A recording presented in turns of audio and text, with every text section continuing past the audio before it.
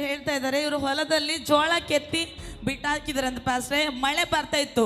ಮಳೆ ಬರುವಾಗ ನಮ್ಮ ಜೋಳ ಎಲ್ಲ ಕೆತ್ತಿದ್ದು ಇನ್ನು ರಾಶಿ ಮಾಡೋಕ್ಕಿಂತ ಮುಂಚಿತನೇ ಹಾಳಾಗ್ತದಲ್ಲ ಅಂತ ಅನ್ಕೊಂಡು ಅವರು ಮೊಳಕಲ್ ಹಾಕಿ ಪ್ರಾರ್ಥನೆ ಮಾಡಿದರೆ, ದೇವರೇ ನಾನು ಸಭೆಯಲ್ಲಿ ಹೋಗಿ ಸಾಕ್ಷಿ ಕೊಡ್ತೀನಿ, ಮತ್ತೆ ನನಗೆ ಮಳೆ ಬರಬಾರ್ದು, ನನ್ನ ಹೊಲದಲ್ಲಿ ಯಾವುದು ಬೆಳೆ ಹಾಳಾಗಬಾರ್ದು ಅಂತ ಅವ್ರು ಪ್ರಾರ್ಥನೆ ಮಾಡ್ಕೊಂಡಿದ್ದಾರೆ. ಎಲ್ಲ ಸುತ್ತಮುತ್ತಲೂ ಕೂಡ ಹೊಲದಲ್ಲಿ ಮಳೆ ಬಿದ್ದಿದೆ, ಆದರೆ ಇವರು ಹೊಲಗಳಲ್ಲಿ ಮಳೆನೇ ಬಿದ್ದಿಲ್ಲ ಅಂತ ಹೇಳ್ತಾ ಇದ್ದಾರೆ ಪಾಸ್ಟ್ರೆ. ದೊಡ್ಡ ಸಾಕ್ಷಿಯಾಗಿ ಅವರು ರಾಶಿ ಮಾಡ್ಕೊಂಡು ಬಂದಿದ್ದಾರೆ. ಮತ್ತೆ ದೇವರು ಅಭಿವೃದ್ಧಿ ಕಡಿಸಿದ್ರೆ 8 ಚೀಲ ಜೋಳ ಆಗಿದೆ ಅಂತ ಹೇಳ್ತಾರೆ. Amen amen. ಏನಂತ ಪ್ರೇಯರ್ ಮಾಡ್ಕೊಂಡಿದ್ರಿ ಸರ್? ಅದು ಬುಧವಾರ ದಿವಸ ಕಿತ್ತು ಬಿಟ್ಟಿದೆ ಸರ್ ಹೊಲದಾಗ. ಮತ್ತು ಗುರುವಾರ ದಿವಸ ಮಳೆ ಅಂದ್ರೆ ಮಳೆ ಬಿದ್ದಿತ್ರಿ. ನಮ್ಮ ಪೂರ ಎಲ್ಲ ಅಂಗುಳು ಪಿಂಗುಳು ಇದನ್ನ ಎದೆ ಬಿದ್ದಿದೆ ಸರ್. ನನ್ನ ಆತ್ಮದಾಗ ಒಂದೇ ಬಂತ್ರಿ ಸರ್. ನಾ ಪ್ರೇಯರ್ ಮಾಡಿದೆ, ದೇವರೇ ನನ್ನ ಪೂರ ಮನೆಗೆ ರಾಶಿ ಬರಸ್ತಾಕ ಒಂದು ಹನಿ ನಾನು ಹೊಲದ ಮೇಲೆ ಬಿಡಬೇಡ್ದಂತ ಪ್ರೇಯರ್ ಮಾಡಿದೆ ಸರ್.